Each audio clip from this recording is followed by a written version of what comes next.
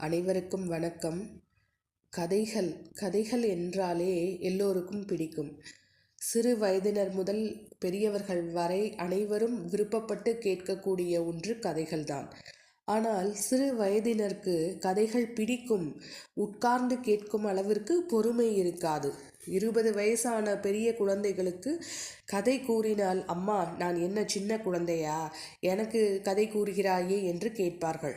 30 வயது அடைந்தவர்களுக்கு பாதி கதை கேட்டுவிட்டு முடிவு என்ன என்று தெரிந்து கொள்வதற்கு ஆர்வம் காட்டுவார்களே தவிர கதையை உட்கார்ந்து முழுமையாக கேட்கும் அளவிற்கு பொறுமை இருக்காது. 40 வயது அடையும் பொழுதே கொஞ்சம் பொறுமை எட்டி பார்க்கும். அனுபவங்கள் நிறைய கிடைத்திருக்கும். கதையை முழுமையாக கேட்கும் அளவிற்கு பக்குவம் ஏற்பட்டிருக்கும்.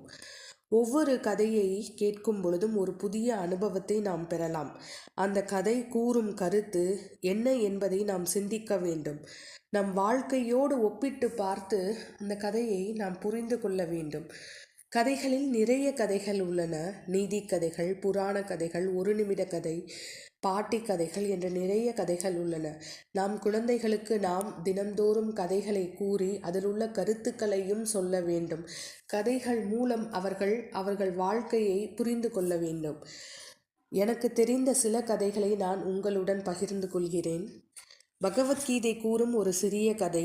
மனிதனுக்கு பயம் வந்தவுடன் பக்தி வருகிறது, பக்தி வந்தவுடன் புத்தி வருகிறது, புத்தி வந்தால் வெற்றி வருகிறது, வெற்றி வந்தால் வசதி வருகிறது, வசதி வந்தவுடன் ஆணவம் வருகிறது, ஆணவம் வந்தால் அழிவு வருகிறது, அழிவு வந்தவுடன் பயம் வருகிறது, பயம் வரும்போது மீண்டும் பக்தி வருகிறது. மறுபடியும் கூறுகிறேன், மனிதனுக்கு பயம் வந்தவுடன் பக்தி வருகிறது, பக்தி வந்தவுடன் புத்தி வருகிறது, புத்தி வந்தால் வெற்றி வருகிறது, வெற்றி வந்தால் வசதிகள் வருகிறது, வசதி வந்தவுடன் ஆணவம் வருகிறது, ஆணவம் வந்தால் அழிவு வருகிறது, அழிவு வந்தவுடன் பயம் வருகிறது, பயம் வரும்பொழுது மீண்டும் பக்தி வருகிறது.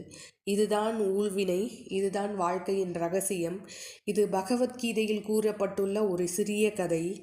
நேற்று என்பது அனுபவம், இன்று என்பது நிச்சயம், நாளை என்பது நம்பிக்கை. நற்பவி. நன்றி.